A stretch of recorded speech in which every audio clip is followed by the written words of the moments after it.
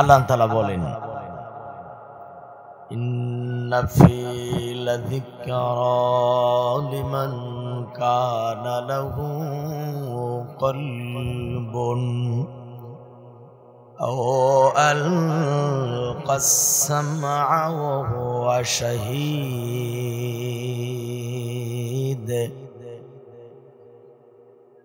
আল্লাহ তাআলা বলেন কোরআনুল কারীম এমন একটা কিতাব যে কিতাবের ভিতরে তোমাদের জন্য উপদেশের বাণী আছে। এদিকে তাকান ভাইয়ের আমার, কোরআন তো সেই কিতাবের নাম যেখানে আল্লাহ পাক মানুষের জন্য উপদেশের বাণী রেখে দিয়েছেন কোরআনুল কারীমের ভিতরে।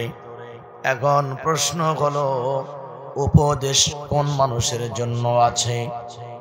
কারণ মানুষ তো আওয়ামী লীগের ভিতর আছে, মানুষ তো বিএনপির ভিতর আছে, মানুষ তো জামাতের ভিতর আছে, মানুষ তো আট্রসের ভিতর আছে। বলেন ভাইয়ের আছে কি নাই? কথা কয় না, যে কথা কয় না। মানুষ তো সকল দলের ভিতরে আছে। কোন মানুষের জন্য মহাগ্রন্থ কোরআন উপদেশ আছে? এই মানুষগুলি কারা, কোন দলে বসবাস করে?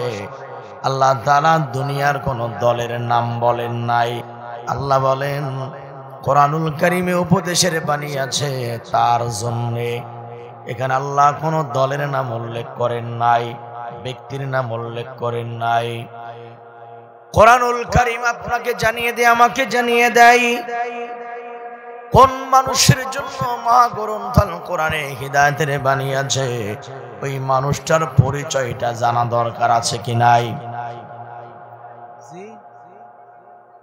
ইদানিং কানে কম শুনি, তুই জোরে কর। আচ্ছা, আল্লাহ বলেন কার জন্য হিদায়াতের বাণী আছে কোরআন একটু জেনে নাও। আল্লাহ তাআলা বলেন এক নম্বরে পরিচয় হলো, আল্লাহ বলে এই কোরআন বুঝার মতো, উপলব্ধি করার মতো আকল আছে যার। কি আছে যার? কোরআন বোঝার মতো একটা আকল থাকা চাই।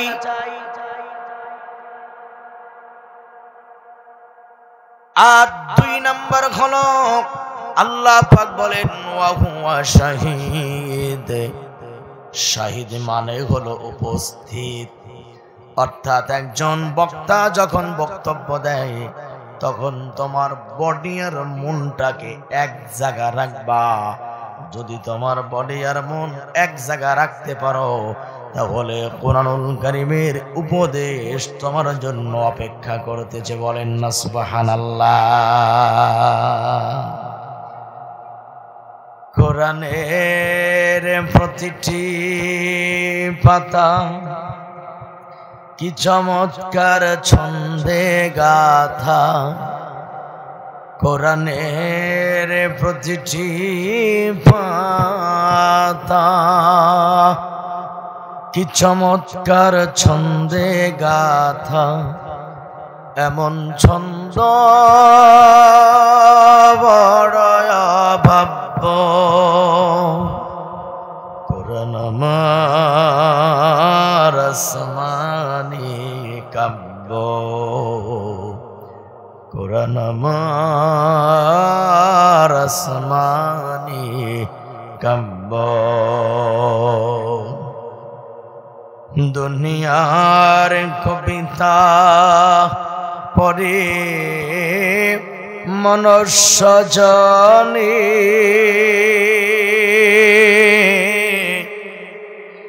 কোরআনের কবিতা পড়ে ফেরেশতা গণে।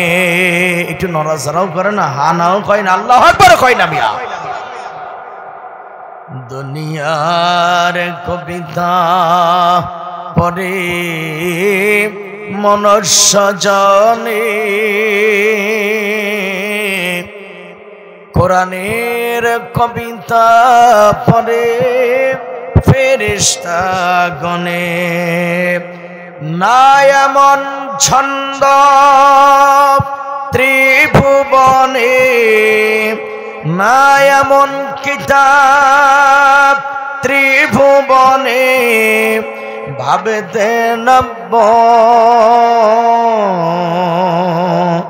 কোরআন আমার আসমানি কাব্য কোরআন আমার আসমানি কাব্য। আলহামদুলিল্লাহ পড়েন। এরপর আল্লাহ তাআলা বলেন কোরআনুল কারীমের ভিতরে হিদায়াতের বাণী আছে তার জন্য যিনি উপলব্ধি করার মতো আকল নিয়ে বসে। 2 নাম্বার কথা হলো কোরআন যারা মনোযোগ দিয়ে শ্রবণ করে, আল্লাহ রাব্বুল আলামিন আর এক জায়গা কোরআনুল কারীমের ভিতরে জানিয়ে দিয়েছেন কোরআন যারা হৃদয়ের কান দিয়ে শ্রবণ করে আল্লাহ রাব্বুল আলামিন ওই শ্রবণকারীর উপরে আল্লাহর রহমত নাজিল করে দেয়। রহমত কে দেয়? وَإِذَا قُرِئَ الْقُرْآنُ فَاسْتَمِعُوا لَهُ وَأَنصِتُوا لَعَلَّكُمْ تُرْحَمُونَ। সূরা আরাফ 204 নম্বর আয়াত। মুরব্বি বাবারা ভালো করে শুনেন। আল্লাহ তাআলা বলেন যখন তোমাদের সামনে তেলাওয়াত করা হয় মহাগ্রন্থ কোরআন, কোরআনের ব্যাখ্যা বিশ্লেষণ যখন তোমাদের সম্মুখে করা হয় আল্লাহ তাআলা বলেন তখন তোমরা অন্তরের কান দিয়া শ্রবণ করবা। ফাস্তামিউ লা শব্দের অর্থ হলো দিলের কান খাড়া করা লাগবে। কিসের কান? দিলের কান। আর 2 নাম্বার হলো আনসিতু, বক্তা যখন জিহ্বা নাড়াচাড়া করে তখন তোমরা জিহ্বা নাড়াচাড়া করবা না। অন্তরের কান লাগায়া যারা কোরআন শ্রবণ করে আর চুপচাপ যারা থাকে আল্লাহ তাআলা বলেন তারা আমার পক্ষ থেকে রহমত প্রাপ্ত হয়ে যাবে। সুবহানাল্লাহ কন্যা। তারা কি প্রাপ্ত হবে? লাআল্লাকুম তুরহামুন।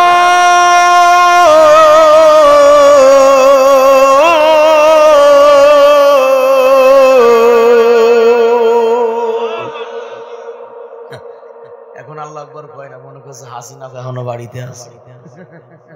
16 বছর তাকবীর দিতে পারি নাই, গুন্ডারা খালি বাধা দিত। একটা দলের লোকেরা খালি চাইতে চাইতে, হ্যাঁ হুজুর হজের ভিতরে আপনি পাবলিক রে চেতেন কে, উস্কানি দেন কে, রাজনীতির কথাও করেন কে, এইরকম বলার মতো কিছু মানুষ ছিল না? জি, ওনারা এখন কোথায়? না এখনো তো আছে, আমরাও জানি, কিন্তু আসল লোকেরা কোথায়? হ্যাঁ, ওনাদের আসল লোকেরা ওনারা এখন হিজরতে আছে, ইন্ডিয়াতে। কোথায় আছে? ইন্ডিয়াতে আছে। কথা বলবেন, তাকবীর দেবেন জোরে সোরে। তাকবীর দিলে বোঝা যাবে শয়তানের দলের কর্মী কারা আর মুহাম্মাদের দলের কর্মী কারা। এই কথা ঠিক কিনা বলেন? আল্লাহ তাআলা বলেন যখন কোরআনের ব্যাখ্যা করা হয়, কোরআন তেলাওয়াত হয়, তখন তোমরা অন্তরের কান লাগায়া শুনবা। যেমনটা আল্লাহ পাক নবীজিকেও বলেছিল। খেয়াল করেন, যখন জিবরিল আমিন কোরআনুল কারীমের আয়াত নিয়ে নবীজির কাছে আসেন, আয়েশা বলেন ওগো নবী ইকরা, আপনি পড়েন। নবীজি বলেন মা আনা বিকারি, আমি তো পড়তে পারি না। জিবরিল আবার বলে আপনি পড়েন। নবীজি বলে আমি পড়তে পারি না। এভাবে করে বুকের সঙ্গে চাপ দিয়ে 3 বার ছেড়ে দিল। নবীজি বলে আমি পড়তে পারি না। চতুর্থবার আল্লাহর নবী এবার তেলাওয়াত শুরু করলেন, ইকরা বিসমি রাব্বিকাল্লাযী খালাক। এবার জিবরিল আমিন ধারাবাহিকভাবে যখন কোরআনের আয়াত নিয়ে আসে, নবীজিও জিবরাইলও পড়ে, নবীজিও পড়ে, দুজন একসাথে কি করে? তেলাওয়াত করে। আল্লাহ তাআলা ডাকতে বলো গো নবী শুনে নাও, লা তুহাররিক বিহি লিসান লিতা'জালা বিহি। আল্লাহু আকবার বলেন। আল্লাহ বলে লা তুহাররিক বিহি লিসানাকা। ও নবী, ওগো মুহাম্মদ, জিবরিল আমিন যখন কোরআন তেলাওয়াত করে তখন তুমি জিহ্বা নাড়াচাড়া করিও না। জিবরিল যখন পড়ে তখন তুমি মনোযোগ দিয়ে শ্রবণ করো। তোমার দায়িত্ব হলো কোরআন মনোযোগ দিয়ে শ্রবণ করা। আমি আল্লাহর দায়িত্ব হলো ইন্না আলাইনা জামআহু ওয়া কুরআনা। তোমার দায়িত্ব হলো কোরআন মনোযোগ দিয়ে শ্রবণ করা, আর আমি আল্লাহর দায়িত্ব হলো তোমার অন্তরে কোরআনুল কারীমকে সেভ করে বসায়া দেওয়া।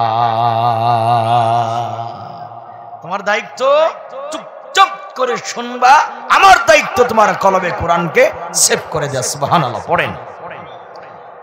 ইয়াং তরুণ ভাইয়ারা খুব ভালো করে কথাগুলো শোনেন। এরপর আল্লাহ পাক বলেন সুম্মা ইন্না আলাইনা বায়ানা।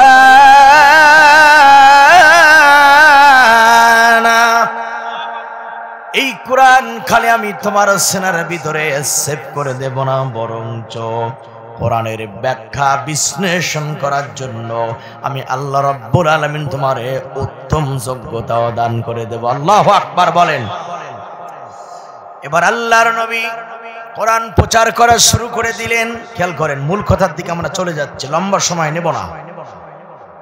তবে আজকের আলোচনা করতে গিয়ে যদি বাস্তবমুখী কিছু কথা আপনাদের মাঝে চলে আসে, আপনারা কি তাতে বেজার হবেন? যারা হাও খানে নাও খায় না, তারা যে কোন দলের তাও বুঝি না। আপনারা কি বেজার হবেন? আপনি বেজার হলেও তো আমি কথা বলা বন্ধ করব না, কারণ কথা কার? কথা কার বলেন? কথা কার?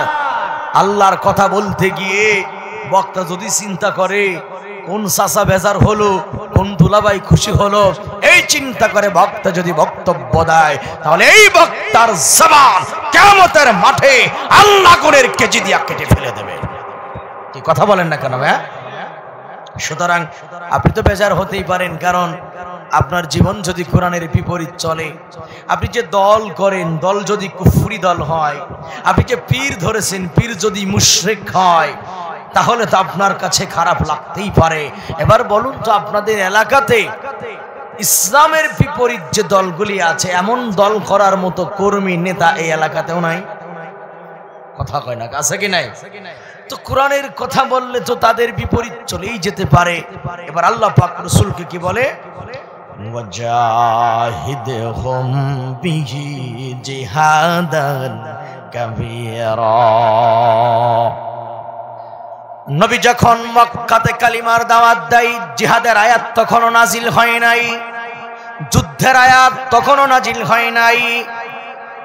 আল্লাহ পাক বলে, গো নবী, এখন তোমার জন্য সবচাইতে বড় জিহাদ, জিহাদান কাবীরা, তোমার জন্য সবচাইতে বড় জিহাদ হলো এই জালিমার কাফেরদের সামনে আমি আল্লাহর কোরআনের আয়াত প্রচার করা।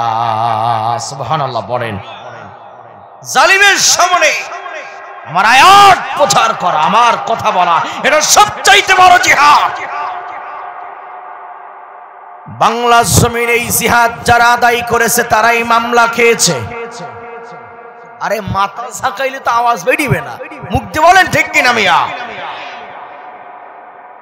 এই কোরআনের হক কথা বাংলাদেশে যে আলেমরাই বলেছে, অনেকেই ফাঁসির কাস্টে ঝুলেছে, ঠিক কিনা বলেন?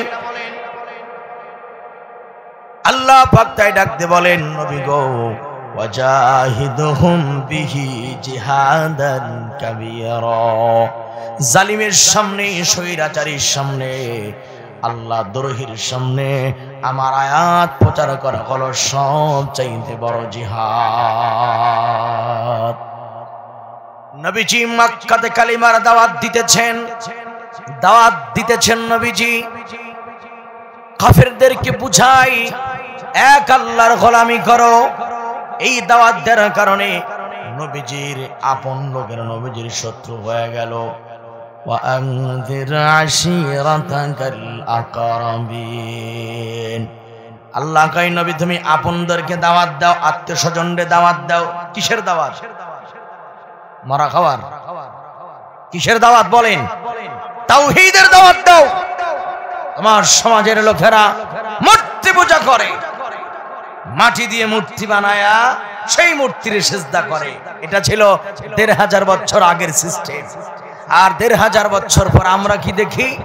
মাটি দিয়ে মূর্তি বানায়া মুসলমান সিজদা করে না, আমরা মুসলমানকে দেখি মুসলমান হইয়া পীর নামের মূর্তির সিজদা করে। কথা কন না কা? দোনোটাই শিরক, দুটাই শিরক।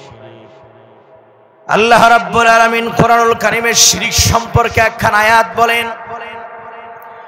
وَمَن يُشْرِكْ بِاللَّهِ فَقَدْ حَرَّمَ اللَّهُ عَلَيْهِ الْجَنَّةَ وَمَأْوَاهُ النَّارُ وَمَا لِلظَّالِمِينَ مِنْ أَنصَارٍ। এদিকে গুরুত্বপূর্ণ আয়াত এটা। আল্লাহ পাকের কালাম হলো আল্লাহর সাথে যারা শিরিক করে, কি করে? কষ্ট হলে বলেন তো কি করে? পাবনা জেলার মানুষ তো শিরিক টিরিক করে না। আমি ধরিয়ে দিচ্ছি শিরিক কেমনে করে। এতদিন শুনেছি যে পীর পূজা করা শিরিক, পরে মূর্তি পূজা করা শিরিক, এগুলো আমরা শুনেছি না?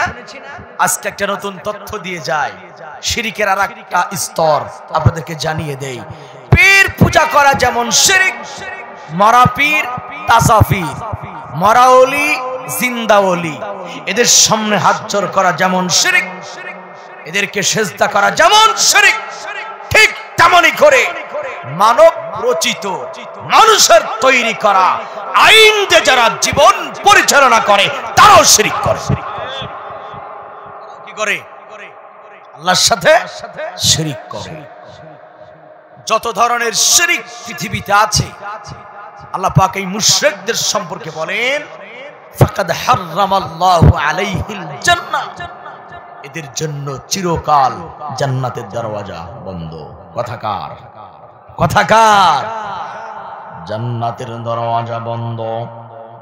সম্মানিত ভাইয়ারা বলেন, জান্নাতের দরওয়াজা যদি কারো জন্য বন্ধ হয় তাহলে তার জায়গাটা কোথায় হবে? কোথায়? ইয়াং ভাইরা কথা বলেন, কোথায় হবে? মালিল জালিমিনা মিন আনসার, আর তাদের জায়গা হবে জাহান্নাম। কিয়ামতের ময়দানে তারা কোনো সাহায্যকারী বন্ধুর দেখা পাবে না।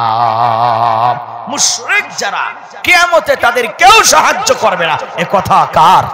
আরে বলেন না, কথা কার? সুতরাং ভাইয়ার আমার, আল্লাহর হাবিব দাওয়াত দেয় মক্কাতে, মক্কার লোকেরা মনোযোগ দিয়ে নবীজির দাওয়াতগুলি শ্রবণ করে না, এজন্য অনেকেই উপকৃত হতে পারেন নাই।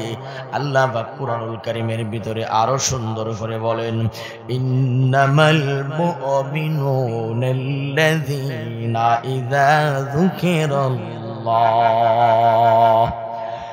ওয়াজিলাত কুলুবুহুম وَإِذَا تُلِيَتْ عَلَيْهِمْ آيَاتُهُ زَادَتْهُمْ إِيمَانًا وَعَلَى رَبِّهِمْ يَتَوَكَّلُونَ।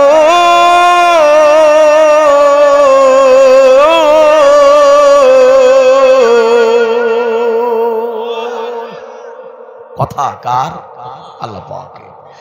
আল্লাহ বলে, যারা ঈমানদার তারা এমন যে যখন আমি আল্লাহ পাকের নাম উচ্চারণ করা হয় তখন ভয়ে তাদের অন্তর ভীত হয়ে যায়, আর যখন আমি আল্লাহ পাকের আয়াত তাদের সামনে পাঠ করা হয় তখন তাদের ঈমান বেড়ে যায়। সুবহানাল্লাহ। কন্যা এই ভাই, কোরআন শুনলে মুমিনের কি তাজা হয় বলেন তো ভাই? ঈমান তাজা হয়ে যায় মুমিনের। আর কোরআন দিয়ে যারা জীবন চালায় না, কোরআন দিয়ে যারা সমাজ পরিচালনা করে না, কোরআন দিয়ে যারা রাষ্ট্র পরিচালনা করে না, কোরআন দিয়ে যারা রাজনীতি করে না, কেবলমাত্র কোরআনের ব্যাখ্যা শুনলে তাদের গায়ে জ্বালা পোড়া সৃষ্টি হয়ে যায়। আল্লাহ তাআলা বলেন, সুতরাং কোরআন মনোযোগ দিয়ে শুনবে যারা, উপদেশ গ্রহণ করতে পারবে তারা। এই মুহূর্তে আপনাদের মনোযোগ কি কোরআনে আছে তো? আলহামদুলিল্লাহ, কোন আলহামদুলিল্লাহ। আমি কথা দিচ্ছি, আয়াত ছাড়া আপনাদের সামনে কথা বলবো না, ইনশাআল্লাহ বলেন, ইনশাআল্লাহ বলেন। এরপরেও যদি কোনো ব্যক্তি বলে হুজুর রাজনীতি করে গেছে, আলহামদুলিল্লাহ, তাইলে ওই লোকটা বুঝতে পারছে যে কোরআনে রাজনীতি আছে। কথা কই না? আমাদের দেশে কিছু পাগল আছে না, কিছু মানসিক প্রতিবন্ধী আছে, যারা বলে হুজুর আপনারা ধর্মের কথা কবেন, রাজনীতির কথা কোন কে? এরকম শব্দ বলার মানুষ আছে না ভাইরা? এই মূর্খ লোকটা বোঝেই না যে ধর্ম কারে কয়, রাজনীতি কারে কয়। এটা মূর্খ, জাহেল। পৃথিবীর শ্রেষ্ঠ রাজনীতি, উন্নত মানের রাজনীতির ব্যাখ্যা তো আমাদের কোরআনেই আছে। আলহামদুলিল্লাহ বলেন, বলেন আলহামদুলিল্লাহ। আরে ভাই, কোরআনের রাজনীতি যদি কেউ করে, সে কখনো হাজার হাজার টাকার দুর্নীতি করতে পারবে না। কি কথা কন না যে আপনারা সাক্ষ্য দেন না কামিয়া? কোরআনের রাজনীতি যারা করে তারা জনগণের টাকা মাইরে বাবার মূর্তি বানাইতে পারে না। এজন্য আসুন আমরা ধীরে ধীরে সেদিকে যাব। আল্লাহ পাক যদি আমাদের তৌফিক দান করে। আরেকবার বলেন আমিন।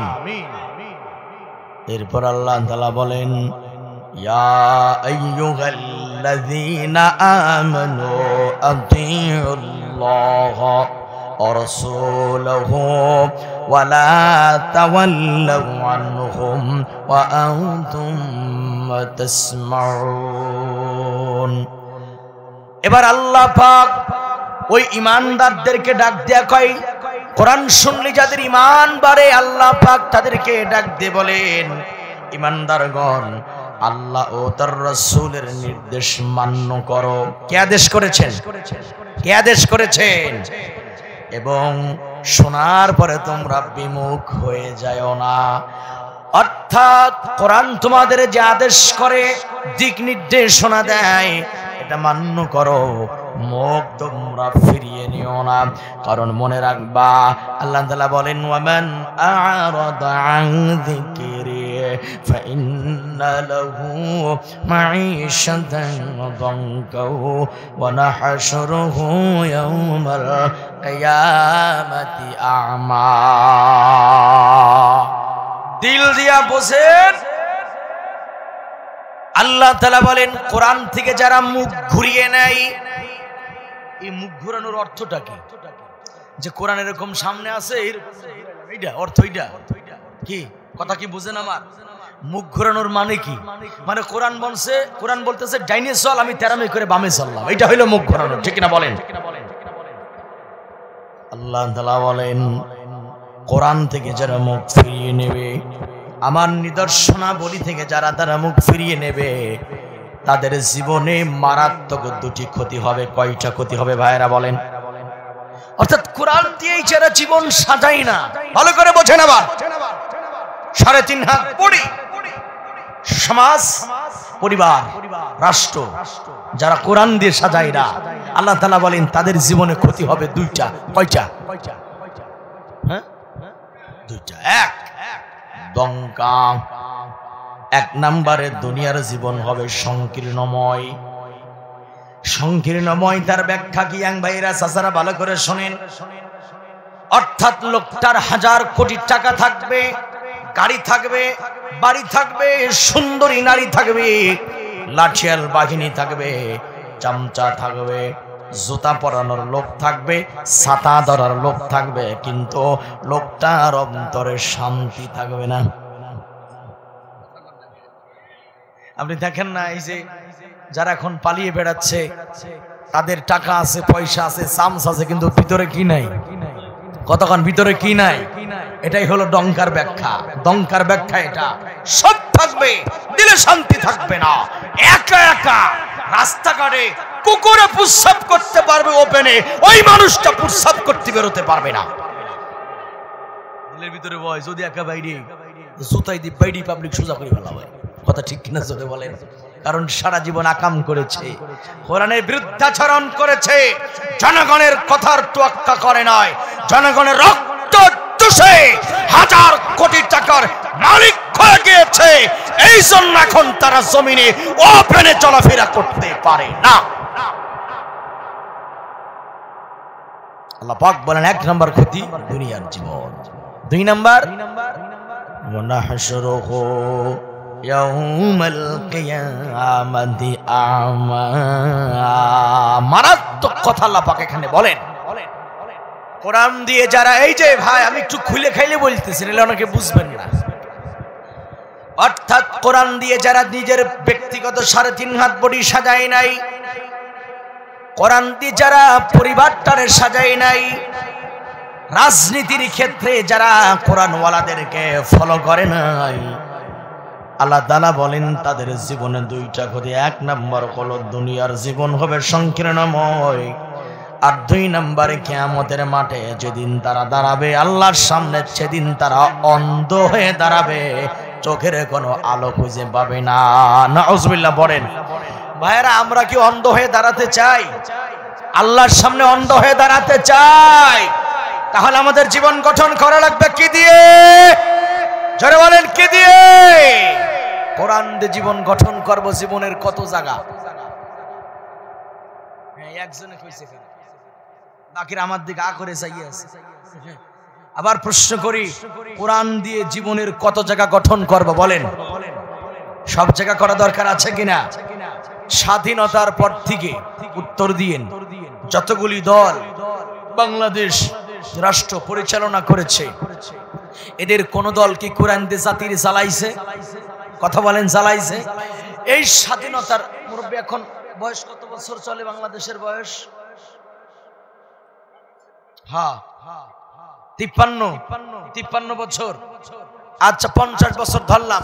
খেয়াল করেন, এই 50 বছরে বাংলাদেশ যারা শাসন করেছে, কোন মুসলমানের বাচ্চারা কোরআন দিয়ে জাতির দিক নির্দেশনা দেয় নাই, যার কারণে বাংলাদেশ থেকে চুরি বন্ধ হয় নাই, ডাকাতি বন্ধ হয় নাই, ধর্ষণ বন্ধ হয় নাই, টেন্ডারবাজি বন্ধ হয় নাই, খুনহাজানি বন্ধ হয় নাই, দখলদারি বন্ধ হয় নাই, মিথ্যা কথা বলা বন্ধ হয় নাই, বেনামাজি আছে, সুৎখোরি আছে, ইফতিজিং আছে, মাদক সেবন করে, মদ খায়, এগুলি বন্ধ হয় নাই। কেন? কারণ কোরআন দেখেও রাষ্ট্র চালাই নাই।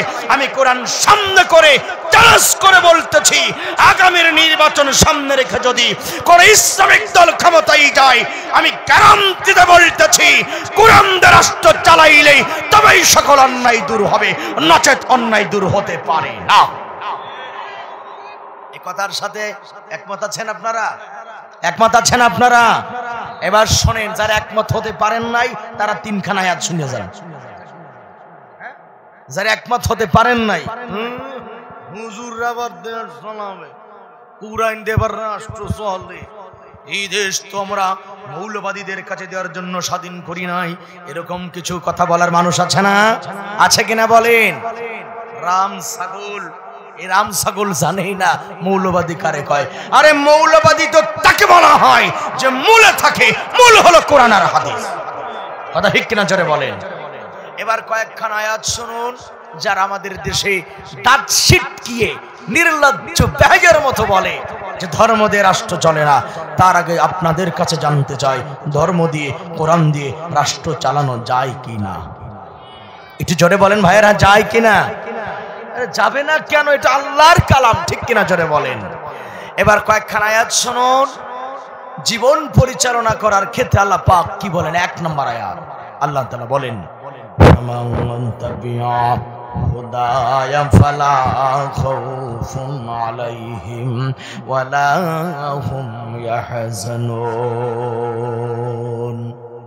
আল্লাহ তাআলা বলেন, হিদায়াতের গ্রন্থ কোরআন যারা মেনে নেবে, জীবনের সব জায়গায় আল্লাহর আইন দিয়ে যারা নিজের জীবন পরিচালনা করবে, আল্লাহ তাআলা বলেন ফালা খাউফুন, কোরআন ওয়ালার কোনো ভয় নাই। কোরআন দিয়ে যারা জীবন সাজাবে, ওয়ালা হুম ইয়াহজানুন, আল্লাহ বলেন তাদের কোনো প্রকার চিন্তাও নাই। এ কথাটা কার? আমাদের দেশে নির্বাচন আসলে অনেক দলের নেতারাই ওয়াদা আমাদের সাথে করে না ভাইরা, যে আমাদেরকে ভোট দিয়ে জয়যুক্ত করেন, আমরা ক্ষমতায় যে এই করবো সেই করব, অনেক কিছুই করব, অনেক কথা ওয়াদা আমাদের সাথে করে। মানুষের ওয়াদা মিথ্যা হতে পারে, কিন্তু রব্বুল আলামিন মানুষের সঙ্গে যে ওয়াদা করেছেন আল্লাহ পাকের ওয়াদা কি মিথ্যা হতে পারে? সাক্ষী দেন ভাই, মিথ্যা হতে পারে? আল্লাহ তাআলা বলেন আমার কোরআন দিয়ে জীবন সাজাও, তাহলে কোনো ভয় নেই, কোনো চিন্তাও থাকবে না। দুনিয়ার জীবনে চিন্তা থাকবে না, পরকালীন জীবনেও কোনো চিন্তা তোমাদের জন্য থাকবে না। এজন্য যদি আমরা কোরআন দিয়ে জীবনের সব জায়গা সাজাইতে পারি, আল্লাহর কথা মোতাবেক আমাদের ভয়ও নাই, পরকালে আখিরাতের দিন আমাদের কোনো চিন্তাও নাই। সাক্ষ্য দেন ঠিক কিনা? সেদিন ওই বিভীষিকাময় দিনে অস্থিরতা আমরা হব না, আমাদের ভয় নাই, চিন্তাও নাই, যদি আমরা কোরআন দিয়ে জীবন সাজাতে পারি। আল্লাহ সাজানোর তৌফিক দান করো। আমিন বলবেন না? আমিন তো কিছু লোক বলবে না, কারণ তারা তো কোরআনের রাষ্ট্র চায় না। কারণ কোরআনের রাষ্ট্র হলে তো চাঁদাবাজি করতে পারবে না। কথা ঠিক না ভাই? আচ্ছা বলো, যেই স্বৈরাচারদেরকে আমরা আন্দোলন করে তাড়াইলাম যে তারা স্বৈরাচার, তারা জুলুম করে, তারা চাঁদাবাজি করে, তারা দখলদারি করে, এজন্য আমরা আন্দোলন করে তাদেরকে বাংলাদেশ থেকে আমরা প্রতিহত করলাম। আচ্ছা বলেন তো, তারা সরে যাওয়ার পরে কি চাঁদাবাজি বন্ধ হয়েছে? বন্ধ হয়েছে? কমছে না বাড়ছে? তাহলে তাদের পথেই যারা হাঁটতেছে, এই সমস্ত লোক আগামীতে বাংলাদেশে ক্ষমতায় আসলে ওরা 16 বছরে যা না খাইছে ওরা 5 বছরে তা খাবে। আরে কথা কই না কামি? এই জন্য আমরা এক কথাই বলি, সৎ লোকের নেতৃত্ব আসতে হবে, আল্লাহর কোরআন দিয়ে আমাদের চালাইতে হবে। কথা ঠিক কিনা ভাইয়ের আমার? আল্লাহ পাক এমন শাসক আমাদের জন্য কবুল করেন। আরেকবার বলেন আমিন। এবার আল্লাহ পাক 2 নাম্বার আল্লাহ পাক কি বলে শুনেন। আল্লাহর কোরআন যারা সব জায়গা মানতে চান আল্লাহ পাক তাদের সম্পর্কে বলেন, কোরআন দিয়ে যদি জীবন গঠন করতে পারো কোনো ভয় নাই, কোনো চিন্তা নাই। তবে কোরআন দিয়ে জীবন গঠন করতে হলে পারে কোরআন যারা বোঝে, কোরআন যারা মানে, তোমরা তাদের পিছনে কাতার বদল। আল্লাহ পাক বলেন ফাসআলু আহলায যিকরি ইন কুনতুম লা তা'লামুন। তোমরা যারা জানো না তাদের কাছ থেকে জেনে নাও যারা জানে। এই যে যারা জানে তারা কারা? তারা কারা? আরেকখানে আয়াত শুনেন, তারা কারা? আল্লাহ তাআলা বলেন কুল ইন্নামাল ইলমু ইনদাল্লাহ ওয়া ইন্নামা আনা নাযীরুম মুবিন।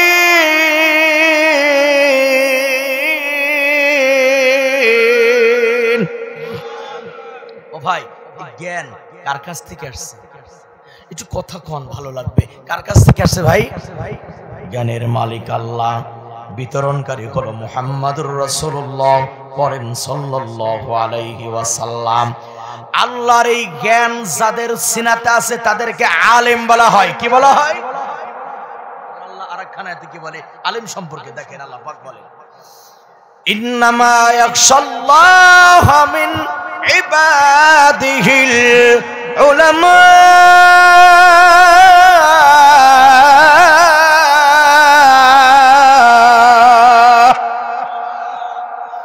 আল্লাহ বলে যারা জ্ঞানী, যারা কিসের জ্ঞান? জ্ঞান তো পৃথিবীতে অনেক প্রকার আছে, তাই না ভাই? আগডুম বাগডুম এটাও একটা জ্ঞান, ওটাও একটা জ্ঞান। এরপরে এদেশের মানুষ বিভিন্ন শিক্ষায় শিক্ষিত, সেগুলোও কিন্তু জ্ঞান। আমার আল্লাহ তাআলা বলেন না, যেই জ্ঞানটা আমি আল্লাহর পক্ষ থেকে নাজিল করা হয়েছে, ওই কোরআন যারা গ্রহণ করে আল্লাহ পাক তাদের সম্পর্কে বলেন কোরআনের জ্ঞান যাদের সিনাতে থাকবে ওই ব্যক্তি সবচাইতে আমি আল্লাহকে বেশি ভয় করে। আল্লাহু আকবার। আল্লাহকে ভয় করে কারা? এখানে আলেম বলতে আপনি কি বোঝেন? আলেম বলতে তো খালি আমরাই না, মাদ্রাসা পড়লেই তার আলেম কয়। কে কইছে আপনারে? প্রকৃত আলেম তো সেই ব্যক্তি যে ব্যক্তির কাছে আল্লাহর কোরআনের জ্ঞান আছে, ওই সেই মোতাবেক জীবন পরিচালনা করে, সেই হলো বড় আলেম। আপনি হতে পারেন, কারণ আমাদের মতো আলেমদের কাছে অনেক কোরআনের জ্ঞান আছে, কিন্তু আমরা দেখেছি 16 বছর কিছু আলেম নামের জালেমেরা বাতিলের পা চেটেছে। কথা কন না কে? তারা বলে কিন্তু প্রকৃত আলেম নয়। আলেম টুপি দাড়ি জুব্বা আর কোরআনের সনদ নিলেই তাকে আলেম বলা হয় না। প্রকৃত আলেম আল্লাহ যে আলেমের কথা আয়াতে বলেছেন ওই আলেম তো দাউরা পাছার কামিল পাছ আলেম নয়। হ্যাঁ, তারাও হতে পারে যদি জ্ঞান অনুযায়ী আমল করে, ঠিক কিনা কথা বলেন? প্রকৃত আলেমকে এখানে অনেক যুবক হতে পারে, মুরব্বীরাও হতে পারেন, যতটুকুন জানেন অতটুকুন মানেন, আপনি আলেম। কথা কয় না, কথা কয় না। আল্লাহ তাআলা আর আয়াতে কি বলে শুনেন, কুল হাল ইয়াস্তাবিল লাযীনা ইয়ালামুন ওয়াল্লাযীনা লা ইয়ালামুন। আল্লাহ বলেন আমার কোরআনের জ্ঞান যার কাছে আছে আর যার কাছে নাই, ভালো করে বুঝুন। যার সিনাতে কোরআনের জ্ঞান আছে আর যার সিনাতে কোরআনের জ্ঞান নাই, আপনারা কোন দুই ব্যক্তি কি সমান? তাহলে আল্লাহ তাআলা বলেন যারা কোরআনের জ্ঞান অর্জন করেছে তারা, আর যাদের কাছে জ্ঞান নাই তারা। ও নবী আপনি বলে দেন উভয় কিন্তু সমান নয়, উভয় কিন্তু সমান না। আপনি বলে দেন কুল ইন্নামাল ইলমু ইনদাল্লাহ, আল্লাহর পক্ষ থেকে যে জ্ঞান এসেছে ওই জ্ঞান যার কলবে আছে আর যার কলবে নাই, দুই মানুষের স্তর কখনো এক সমান হতে পারে না। এই ডিফারেন্সটা করে দিয়েছেন কে? দুজন এক হতে পারে না কখনোই। আল্লাহ পাক আর এক আয়াতে বলেন কুল হাল ইয়াস্তাবিল আ'মা ওয়াল বাসীর।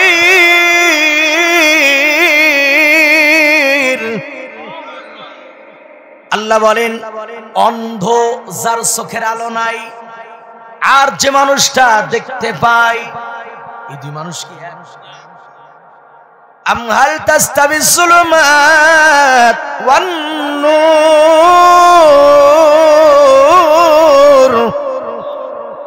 আল্লাহ বলেন অন্ধকার আর আলো যেমন এক নয়, অন্ধ ব্যক্তি আর চক্ষুমান যেমন এক নয়, তেমনি করে কোরআনের জ্ঞান যার কাছে আছে আর যার কাছে নাই, এই দুই মানুষও কখনো এক হতে পারে না। চিল্লায় বলেন ঠিক কিনা? সম্পূর্ণ আলাদা।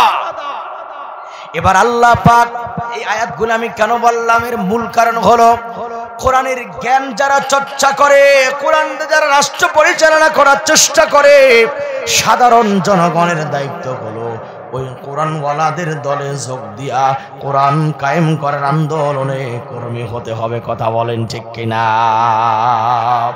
এই ব্যাপারে আল্লাহ পাক কি বলেন? বেশি না, তিনখানা আয়াত শোনাবো। তিনখানা আয়াত, আমার দিকে তাকান দেখি। যারা বলে কোরআনে রাজনীতি নাই, আসলে আছে কিনা আমরা একটু কোরআন থেকেই দেখে নেই। কথা বলেন ঠিক কিনা?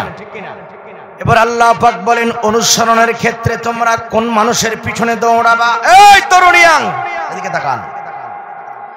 দল যারা করেন তারা ভালো করে শোনেন, দল করার ক্ষেত্রে কোন দলের পিছনে দৌড়াবেন, আপনার নেতা কেমন হবে, এটা আল্লাহ পাক কোরআনে বলে দিয়েছেন। নামাজ পড়া যেমন ফরজ, ওই রকম সঠিক দল নির্ণয় করাও ফরজ।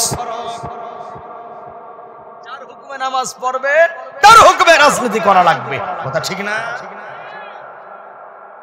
কিছু চাচা ধরা খেয়ে গেছে। শুধরিয়ে নেন, জীবনকে শুধরিয়ে নেন। কোরআন কি বলে? 1 নাম্বার আয়াত পাক বলেন ওই সমস্ত দলের কাছে যাবা না, ওই সমস্ত নেতার কথা মানবা না, আনুগত্য করবা না, নিষেধ কে করেছেন? কোন দল কোন নেতা? ওয়ালা তুতিউ আমরুল মুসরিফিন। আল্লাহর আয়াত, মুসার শক্তি কারণ নয়। আল্লাহ তাআলা বলেন ওই সমস্ত লিডারদের নেতাদের কথা শুনবা না, আনুগত্য করবা না। বলে কোন নেতা? আল্লাহ বলে ইউফসিদুনা ফিল আরদ, আমার জমিনে, আমার জমিনের উপরে যারা হাঙ্গামা দাঙ্গামা করে, যারা ফিতনা ফাসাদ করে, নিজের দলের কর্মীদের অন্যায় করে, অন্য দলের কর্মীর ঘরে মামলা চাপায়, আছে না বাংলাদেশে? কথা কোন আছে কিনা? এই যে ফিতনা ফাসাদ যারা করবে, আল্লাহ তাআলা বলেন তোমরা তাদের হুকুম মানবা না, তাদের কথা শুনবা না, তাদের আনুগত্য করবা না। এটা হলো 1 নাম্বার। 2 নাম্বার হলো ফালা তুতিল মুকাজ্জিবিন। এই মুসলমানের দিকে তাকা, আল্লাহ পাক বলে ওই সমস্ত লোকের আনুগত্য করবা না, দল করবা না, হুকুম মানবা না যারা কথায় কথায় মিথ্যা কয়। 10টা যদি কথা কয় 12টাই মিথ্যা কথা। কি আছে না বাংলাদেশে? কথা যা কয় জাতির সামনে মিডিয়াতে নির্লজ্জ বেহায়ার মতো 10টা কথা কইলে 8টাই কয় মিথ্যা কথা। আছে না ভাই, আছে না? আমি তো নাম বলবো না, আপনারা চিনে নেবেন। মিথ্যা কথা যেই নেতারা বলে, যারা বলে আল্লাহ বলেন হে মুহাম্মদ তাদের আনুগত্য করবা না।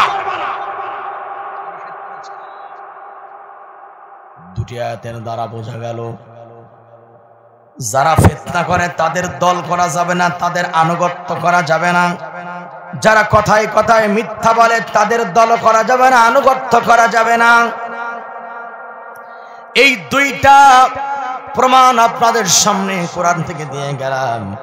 এবার এই 2 গুণ বাংলাদেশে যেই দলের নেতা নেত্রীর ভিতরে পাওয়া যাবে, মুসলমানদের জন্য তাদের দল করা সম্পূর্ণ হারাম।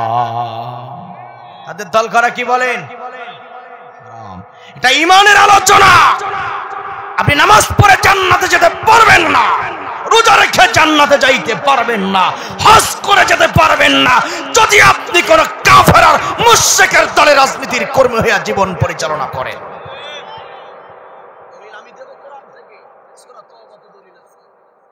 কত দলিল লাগবে বলেন? আপনি আর কত বড় নামাজি?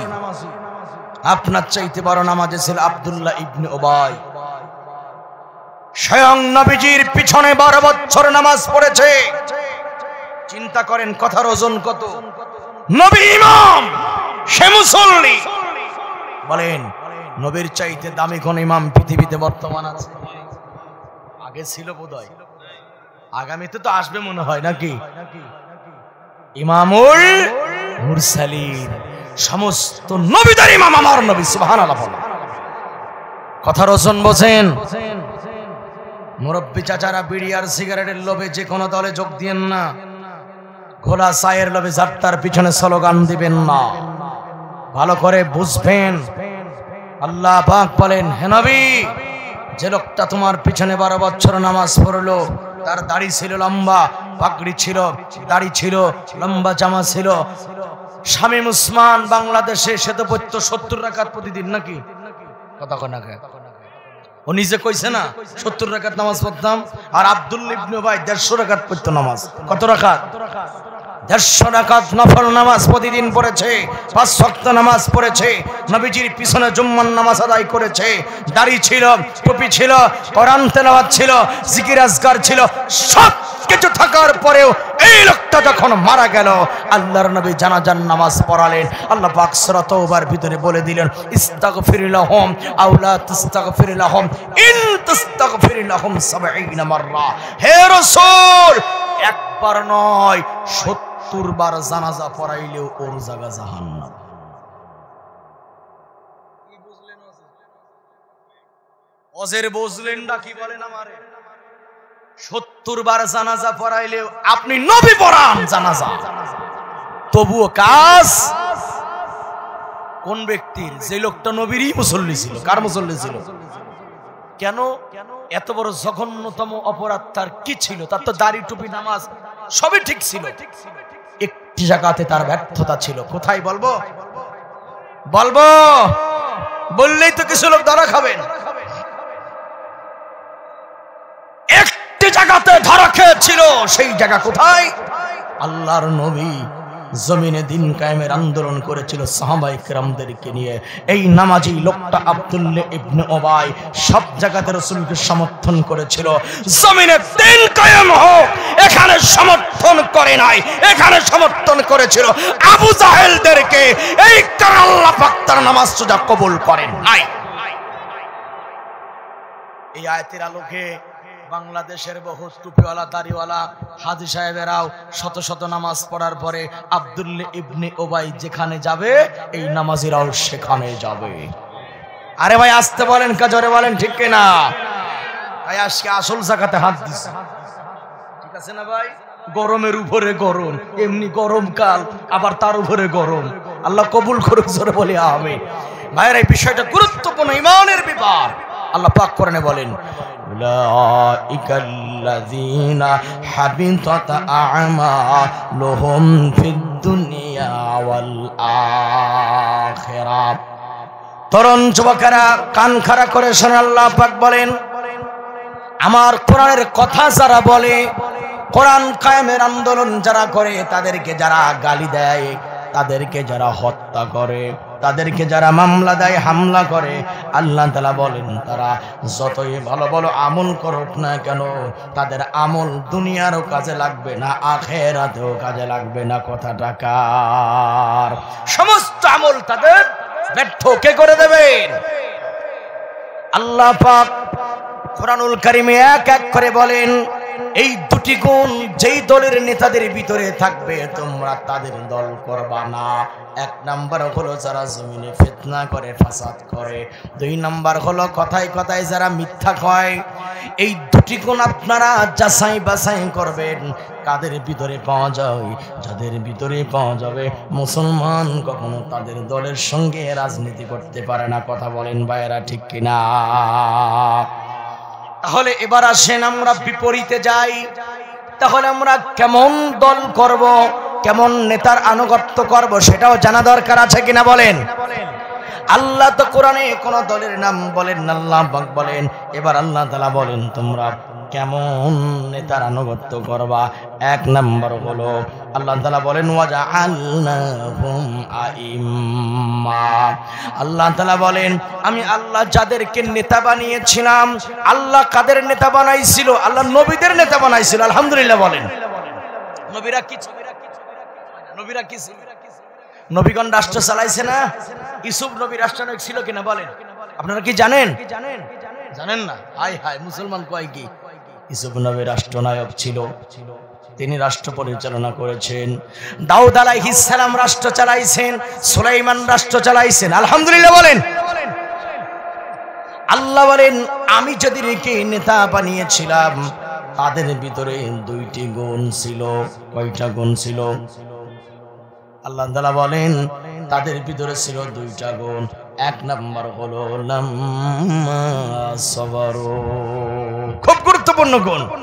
আল্লাহ যাদের নেতা বানাইছিল, আল্লাহর দলের যারা নেতা হয়, এক নাম্বার গুণ হলো তাদের ধৈর্যের গুণ থাকে। কিসের গুণ?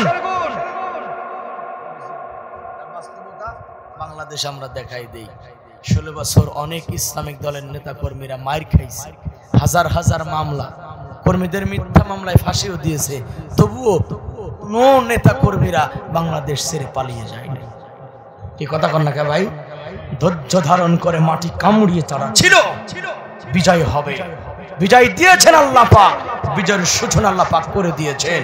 আল্লাহর পথের পথিক যারা হয়, আল্লাহর দল যারা করে, হাজার বালা মুসিবতে তারা কখনো ভীত হয়ে যায় না, ভেঙে পড়ে না, ধৈর্য ধারণ করে, ধৈর্যের পরেই বিজয় আসবে। কথা ঠিক কিনা বলেন? দুই নম্বর হলো বিআয়াতিনা ইউকিনুন।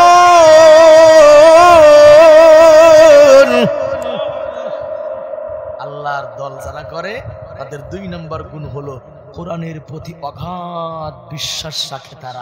তারা কোরআনের সব আয়াত মানে, কোন আয়াত নিয়ে তারা বিতর্কিত করে। এই দুই গুণ, ধৈর্যের গুণ, কোরআন বোঝার গুণ, কোরআন মানার গুণ, এই দুই গুণ যেই দলে পাওয়া যাবে, সেই নেতাদের মধ্যে পাওয়া যাবে, মুসলমানদেরকে সেই দলে যোগ দেওয়া লাগবে। এবার আপনারা দেখে নেবেন, বুঝে নেবেন সেই দল বাংলাদেশে কারা। আল্লাহ পাক বোঝার তৌফিক দান করুক, সরে বলি আমিন। কারণ হলো এটা আমাদের জন্য লড়াই, আমাদের জন্য এটা জিহাদ, আমাদের জন্য কি বলেন ভাই? জিহাদ।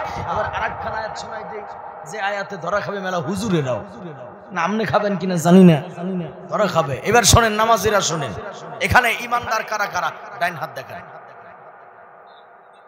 ইমানদার কারা কারা ডান হাত দেখান। আচ্ছা ঠিক আছে আলহামদুলিল্লাহ। এবার আল্লাহ পাক ঈমানদার সম্পর্কে কি বলে, তাহলে আমরা একটু সূরা সফে যাই। হ্যাঁ, এরপর আমরা সূরা বাকারার আলোচনা যদি সুযোগে হয় তাহলে করব, না হইলে পারলাম না, নাকি ভাই? আচ্ছা ঠিক আছে। এবার ঈমানদার যারা, এই যে ঈমানদার, এদিকে দেখান। কথায় কথায় কয় আমরা কি ঈমানদার না, আমরা কি মসজিদ মাদ্রাসা করি না, এরকম বলো কি না? আমরা কি যাকাত দেই না, আমরা কি মডেল মসজিদ করি নাই? পাগলের জাত, মানসিক প্রতিবন্ধীর গোষ্ঠী, ইমানের দাবি করো। আবার আল্লাহ ইমানদারকে কি বলে শোনেন। তার আগে আয়াতখানা নাজিল হইল কেন, কারণটা শোনেন। এক লোক নবীজির কাছে আসছে। বলেন তো ভাই, কার কাছে? আমাদের নবীর নাম কি? সুন্দর করে কোন।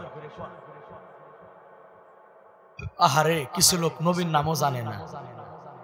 সুন্দর করে বলেন মুহাম্মাদুর সাল্লাল্লাহু।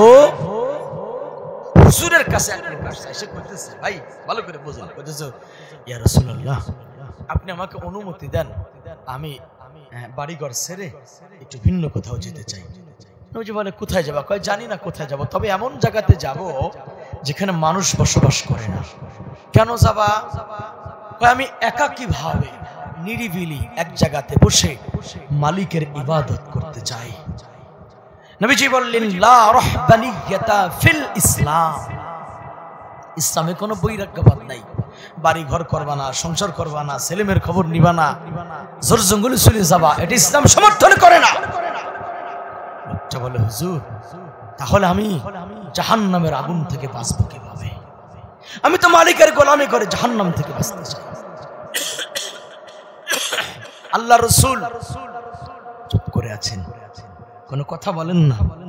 আমায়ান্তিকু আনিল হাওয়া ইন হুয়া ইল্লা ওয়াহয়ুহা। নবী নফসের তাড়নায় কোনো কথা বলতেন না। আল্লাহ রাসূল কথা বলতেন ওইটা আল্লাহ ওহীর মাধ্যমে নাযিল করতেন, যেটা ঠিক কিনা কথা বলেন। এবার আল্লাহ রাসূল এই কথার সমাধান কি দেবেন? এই লোককে জাহান্নাম থেকে কেমনে বাঁচাবেন? আল্লাহ পাক আয়াত নাযিল করলেন, শুনেন। ইয়া আইয়ুহাল্লাযীনা আমানু হাল আদুল্লুকুম আলা তিজারাতিন তুনজিকুম মিন আযাবিন আলীম।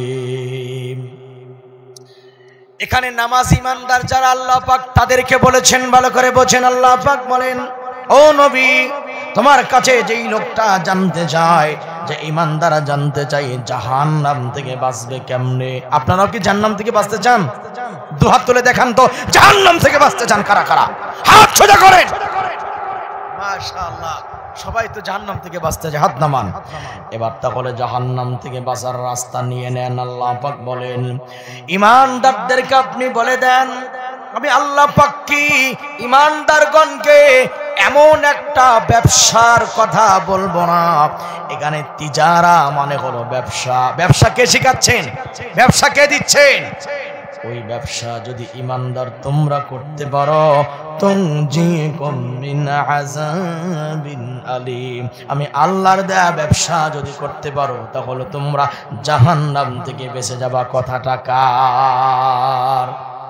ইয়াং ভাইরা, তাহলে ব্যবসাটা শিখাই দিয়েছে নাকি ভাই? এই ওয়াজগুলি সাধারণত বক্তারা লক্ষ জনতার সামনে করে। আমি তো আজকে ওই হিসাব করতেছি না। এখানে যে যতগুলি লোক আছে, এই কয়টা মানুষ যদি ইসলামের মূল কনসেপ্টটা বুঝতে পারে, এই এলাকার থেকে কালিমার পতাকা উড্ডীন হতে পারে। ঠিক কিনা কথা বলেন? গুরুত্বপূর্ণ বিষয় এটা। নামাজে দাড়িওয়ালা টুপিওয়ালার আজকে চার লোভে, বিড়ি সিগারেটের লোভে, 500 টাকার নোটের লোভে, কোরআন যারা মানে না, কোরআন যারা জীবন গঠন করে না, তাদের পিছনে রাজনীতি করে বেড়াচ্ছে। বলেন আছে কিনা? এখান থেকে বাঁচানোর চেষ্টা করতেছে। আমি বোঝেন আল্লাহ পাক কি বলে, হে ইমানদারগণ, জাহান্নাম থেকে বাঁচতে চাও? তাহলে আমি একটা ব্যবসা দিচ্ছি, ব্যবসা করো, জাহান্নাম থেকে বাঁচতে পারবে। কি সেই ব্যবসা? আল্লাহ তাআলা বলেন, তুমিনুনা বিল্লাহি ওয়া রাসূলিহি। এই ব্যবসার জন্য পুঁজি, ব্যবসায় পুঁজি লাগে না ভাই?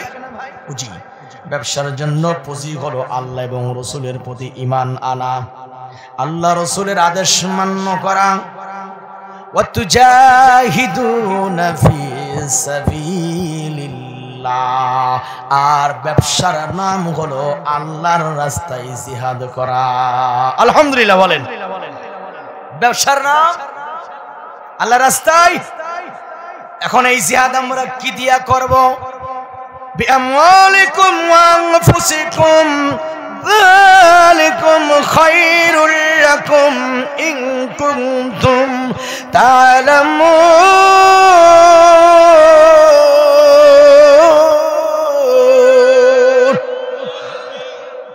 আল্লাহ বলেন এই ব্যবসা করবা তোমরা, ব্যবসার নাম হলো জিহাদ। কি দিয়া করবা? আল্লাহ বলেন তোমাদের জান আর মাল দিয়া আল্লাহর রাস্তায় তোমরা ব্যবসা করবা, জিহাদ করবা। যদি তোমরা জান আর মাল দ্বারা আল্লাহর রাস্তায় দিন কায়েমের সংগ্রাম করতে পারো, আল্লাহ বলেন তাহলে তোমাদেরকে আমি জাহান্নাম থেকে বাঁচাই দিব। আল্লাহু আকবার বলেন। এটা কাদের বলেছেন? নামাজীকে বলেছেন আল্লাহ পাক। ইমানদার মুমিনকে বলেছেন আল্লাহ পাক। যে হজ করে আল্লাহ তারে বলেছেন। যে যাকাত দেয় আল্লাহ তারে বলেছেন। যে হুজুর মৌলবী আল্লাহ তারে বলেছেন। ও নামাজের গোষ্ঠীরা, ও রোজাওয়ালারা, ও তাবলীগওয়ালারা, ও জামাতওয়ালারা, ও মুসলমান ইমানদারেরা, জাহান্নাম থেকে বাঁচতে চাও, জান আর মাল দিয়ে আমার জমিনের দিন কায়েমের আন্দোলনে শরীক হয়ে যাও। মসজিদের কোণে বসে জিকির করে তুমি কলব না চাইছো, জাহান্নামে যাবা, পারবা না। আল্লাহ পাক আরেক জায়গা বলেন আমার রাস্তায় যারা জিহাদ করে আল্লাহ পাক তাদেরকে প্রচন্ড রকম ভালোবাসে। সুবহানাল্লাহ বলেন। সাফান কান্নাহুম বুনিয়ানুম মারসুম, সীসা ঢালা প্রাচীরের মতো যারা আমার রাস্তায় দাঁড়িয়ে থাকে অটল অনার ভাবে, আল্লাহ বলে আমার রাস্তায় যারা জিহাদ করে আমি তাদের জাহান্নাম থেকে বাঁচাবো। কারণ হলো আমি তাদেরকে খুব বেশি ভালোবাসি। সুবহানাল্লাহ কয় না ও ভাই? আল্লাহকে আল্লাহ ভালোবাসে কাদেরকে? আল্লাহর জমিনে যারা দিন কায়েমের আন্দোলন করে আল্লাহ তাদের ভালোবাসে, তারা জাহান্নাম থেকে বেঁচে যাবে। আল্লাহ পাক এরপরে কি বলে দেখেন, যদি তোমরা জান আর মাল দ্বারা আমার রাস্তায় সংগ্রাম করতে পারো, আর একটা ফায়দা কি? ইয়াগফির লাকুম যুনুবাকুম ওয়া ইউদখিলকুম জান্নাতিন তাজরি মিন তাহতিহাল আনহার। আল্লাহ পাক বলেন তোমাদের জান আর মাল দ্বারা আমার দিন কায়েমের আন্দোলনে যারা শরীক হবে, আল্লাহ রাব্বুল আলামিন বলেন আমি আল্লাহ পাক তাদের জীবনের পিছনের तमाम গুনাহগুলোকে maaf করে দেব। সুবহানাল্লাহ বলেন। আর আল্লাহ পাক বলে এমন জান্নাতে প্রবেশ করাবো, এমন জান্নাতে প্রবেশ করাবো যার পাদদেশে নদী প্রবাহিত রয়েছে এবং বসবাসের জন্য জান্নাত হলো উত্তম জায়গা। কথা বলেন ঠিক কিনা? এবং এটাই মহা সাফল্য অর্জন করতে পারবা যদি তোমার জান আর মাল দ্বারা আল্লাহর জমিনে দিন কায়েমের আন্দোলনে শরীক হতে পারে। মালিক আমাদেরকে শরীক হওয়ার তৌফিক দান করো। জোরে বলেন আমিন। আরেকটা মারাত্মক কথা আল্লাহ পাক আরেক শেষ আয়াতে বলেন, পরের আয়াতে বলেন এই যে তোমরা যারা লড়াই করো কাফির মুশরিকদের বিরুদ্ধে, অবশ্যই আমাদের একটা বিজয়ের দরকার। কিসের দরকার বলেন ভাই? আমাদের বিজয়ের দরকার আছে না? আল্লাহ তাআলা বলেন ওয়াখরা তুহিব্বুনাহা নাসরুম মিনাল্লাহি ওয়া ফাতহুন করিব ওয়াবাশশিরিল মুমিনিন।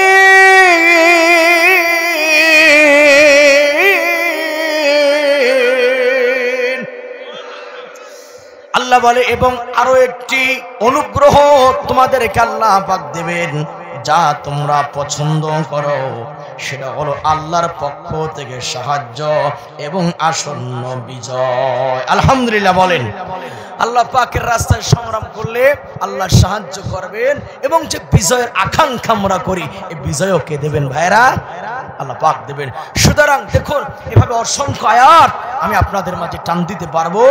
সুতরাং দিন কায়েমের লড়াই সংগ্রামে যদি যোগ দিতে না পারি, আল্লাহর কথা মোতাবেক সূরা সফের 10 নম্বর আয়াত অনুযায়ী নামাজ পড়েও কি জাহান্নাম থেকে বাঁচা যাবে? কতক্ষণ যাবে? তাহলে নামাজি ইমানদার মুমিন ভাইয়েরা, আসুন আজ থেকে শপথ গ্রহণ করি, এ জমিন আল্লাহর, আমরা আল্লাহর জমিনে দিন কায়েমের লক্ষ্যে কোরআনের জ্ঞানী যারা, কোরআন বোঝে যারা, কোরআন মানে যারা, কোরআনের উপরে সবর করে যারা, আমরা আজ থেকে তাদের আনুগত্য করব, তাদের পিছনে আমরা কাতার বাঁধবো। আল্লাহ পাক আমাদেরকে সে তৌফিক, ইলম, জ্ঞান, প্রজ্ঞা আমাদেরকে দান করুক। সকলে বলুন আমিন। আরেকটি কথা বলি, আমি আমার আলোচনার শেষের দিকে যাব। আপনারা আলহামদুলিল্লাহ, আমি খুশি হয়েছি, অত্যন্ত মনোযোগ দিয়ে আপনারা কথাগুলি শুনেছেন, শুনতেছেন, বলেন আলহামদুলিল্লাহ, যারা আলহামদুলিল্লাহ। এবার একখানা হাদিসের অংশ শুনেই আমরা আমাদের অন্য একটু কাজের দিকে চলে যাব, এরপর আমরা দোয়া করে তবরক নিয়ে বাড়ি চলে যাব ইনশাআল্লাহ। তাহলে শেষ প্রশ্ন আমার, কোরআন দিয়ে, ইসলাম দিয়ে যদি কোনো রাষ্ট্র পরিচালনা করা হয়, ওই রাষ্ট্র খারাপ হবে না ভালো? এটা কি দিলের কথা আপনাদের? দিলের কথা তো? আচ্ছা, কেমন ভালো হবে? ছোট্ট একটা নমুনা আপনাদের মাঝে আমি একটু তুলে ধরতেছি। কোরআন দিয়ে অর্থাৎ আল্লাহর আইন দিয়ে যদি রাষ্ট্রপক্ষ, ক্ষমতাধর ব্যক্তিরা জনগণকে পরিচালনা করে, ওই দেশের জনগণের চরিত্র কেমন হবে তার ছোট্ট নমুনা আমি আপনাদের মাঝে তুলে ধরার চেষ্টা করতেছি। তার আগে বলি, বর্তমান আমাদের দেশ যে অবস্থার উপরে দাঁড়িয়ে আছে, দেখুন ওই আন্দোলন হলো কোন মাসে? August, July August. পতন হলো কত তারিখে? 5ই আগস্ট, তাই না? 4 তারিখের আন্দোলন আমি নিজে শরীক ছিলাম। এখানে আমার সাথে আমার রাফি আছে, সেও শরীক ছিল, আমার অনেক তরুণ মুসল্লিরা শরীক ছিল।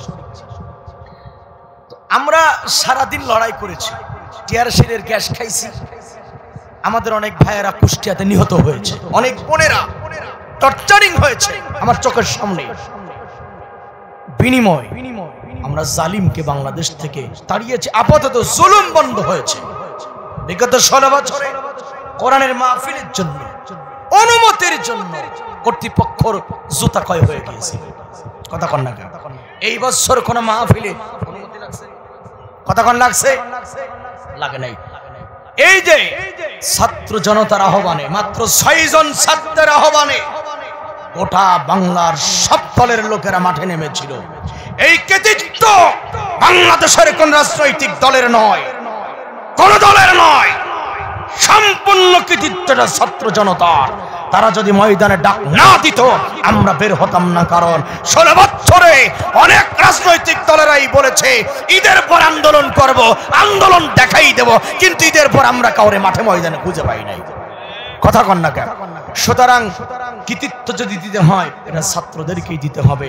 হ্যাঁ, তাদের ডাকে সব দলের লোক সামিল হয়ে আন্দোলন করে আমরা জালিম তাড়িয়েছি, কিন্তু আমরা বর্তমান পরিস্থিতি যা দেখতেছি, আমরা যেন জালিম তাড়িয়ে ভুলই করে ফেলেছি। এক দল তাড়িয়েছি, আর এক দলের লোকেরা দেশটাকে লুটে ফুটে খাওয়ার জন্য উঠে পড়ে বসছে। কথা বলেন না কেন ভাইয়েরা আমার? সুতরাং ভাইয়েরা, এই দেশ যে অবস্থায় দাঁড়িয়ে আছে, দেশের যে ক্ষতি হয়েছে, যে টাকা পয়সা আওয়ামী লীগের লোকেরা হাজার হাজার কোটি টাকা যারা মেরেছে, দেশটাকে পঙ্গু করে তারা দেশ থেকে পালিয়ে চলে গিয়েছে। এই অবস্থায় যে কোনো সরকারদের সাথে নিলে একটু হিমশিম খাওয়াটাই স্বাভাবিক। আমি মনে করি সেই জায়গা থেকে ডক্টর ইউনূস যোগ্য ব্যক্তি, যিনি এই কয়েক মাসে দেশ যেভাবে চালিয়েছে, আমার মনে হয় অন্য কোন রাজনৈতিক দলের নেতারা আসতে পারে এতদিন ভারত কান ধরে টাইনে তাদেরকে সরাই দিত। এখন এই কথা বললো, অনেকে বলে আপনারা হুজুর মানুষ, সুদখোরের পক্ষে কথা কন, এটা কি হইল? এখানে বিষয়টা ভেঙে দে। শোনেন, উনি সুদখোরের আমরাও জানি, উনি আগে সুদী ব্যবসা করতে আমরাও জানি, আমরা জানি না তা না। তবে লক্ষ লক্ষ মানুষকে যে গুলি করে হত্যা করে, ছাত্র জনতার বুকে যে গুলি চালায়, সেই হেফাজত ইসলামের উপরে, আলেমদের উপর যারা নির্বিচারে ব্রাশ ফায়ার করেছে, এদেশের মানুষকে যে খুন করেছে, ওই রকম রক্ত পিপাসু একজন হাসিনার চাইতে লক্ষ সুদখোর ইউনূস ভালো। এই কথা বলেন না কেন ভাইয়া? তিনি সুদী ব্যবসা করেছেন, তিনি কারো বুকে গুলি চালান নয়, তিনি স্বৈরাচারী নয়। তাই বলি ভাইয়ের আমার, দেশকে নিয়ে বেশি বাড়াবাড়ি করবেন না। আমরা রক্ত দিয়েছি, আমরা লড়াই করেছি, কথা বলে আমি বলবো, আপনি বলার কে? আমি সারাদিন মার খেয়েছি, বুলেটের সামনে আমি লড়াই করেছি, আমার পথে না, তোমার তো বাদে কেন? দেশ অনেক ভালো আছে, দেশ ভালো চলতেছে। 16 বছরের ইতিহাসে রমজান মাসে দ্রব্যমূল্যের দাম কমে নাই, এবছর কমেছে। সত্য বলেন, মিথ্যারা মিথ্যা বলেন, সমস্যা কোথায়? ঠিক না কথা বলেন। সুতরাং নির্বাচন আমরাও চাই, তবে নির্বাচনের পূর্বে সংস্কারও, কথা বলেন ভাই, দরকার কিনা? দরকার আছে কিনা বলেন? কিন্তু কিছু লোক আমাদের দেশে হালকায় জিকির করে না, মসজিদে সন্ধ্যার পরে সুবহানাল্লাহ সুবহানাল্লাহ সুবহানাল্লাহ সুবহানাল্লাহ আলহামদুলিল্লাহ আলহামদুলিল্লাহ এরকম জিকির করে না ভাইরা? করে কিনা? কিন্তু কিছু লোক এখন এগুলা বাদ দিয়ে জিকির শুরু করছে, নির্বাচন নির্বাচন নির্বাচন নির্বাচন নির্বাচন। আরে কথা কন না কামিয়া, এই জিকির বন্ধ করুন, জিকির ধীরে ধীরে করুন। সুতরাং যারা রক্ত দিয়েছে, 2000 ছাত্র জনতার মানুষ যারা জীবন দিয়ে আমাদেরকে সুন্দর একটা দেশ উপহার দিল, তাদের দিকে তাকান, তাদের পরিবারের দিকে তাকান। অনেক পঙ্গুত্ব বরণ করে আমার যুবক ভাইয়েরা হসপিটালে পড়ে আছে, পা নাই, হাত নাই, চোখ নাই, তাদের পাশে গিয়ে দাঁড়ান। এরপরে নির্বাচনে জিকির করুন। সংস্কার দরকার, নির্বাচনও দরকার, একটা বাদ দিয়ে আর একটা হবে না, ঠিক কিনা ভাইয়ের আমার? সুতরাং আসুন আমরা যেন এক থাকতে পারি, আমাদের মধ্যে যেন ফাটল না ধরে। আল্লাহ যেন আমাদের সবাইকে এক থাকার তৌফিক দান করেন। কারণ সাপ লাঠি দিয়ে আঘাত করেছেন, এখন সাপ মানে মরা ভান ধরে আছে, মনে হচ্ছে সাপটা মরে গেছে। আপনি মনে করলেন মরে গেছে, চলে গেলাম, কিন্তু ওই সাপ ধীরে ধীরে ধীরে ধীরে যখন জেগে উঠবে, ওই সাপ যদি নতুন করে ফনা তোলে, ওই সাপের সবল থেকে বাঁচতে পারবেন না। তাই আমরা যে জালিমকে তাড়িয়েছি, মনে করেন না তারা শেষ হয়ে গিয়েছে, তাই বেশি লাফালাফি কইরেন না। একবার যদি তারা দাঁড়াইতে পারে, দ্বিতীয়বার কিন্তু আমাদেরকে নিশ্চিহ্ন করে দেবে, কথা ঠিক কিনা জোরে বলেন? তাই বেশি ফালাফালি করেন না। সংস্কার দরকার, নির্বাচন দরকার। আল্লাহ পাক এদেশের দায়িত্বশীলদের মাথায় যেন সেই বুদ্ধি দান করে, যেই বুদ্ধির দ্বারা আমাদের দেশটা ভালোভাবে চলে। আল্লাহ পাক তৌফিক দান করুন, আমরা বলি আমিন।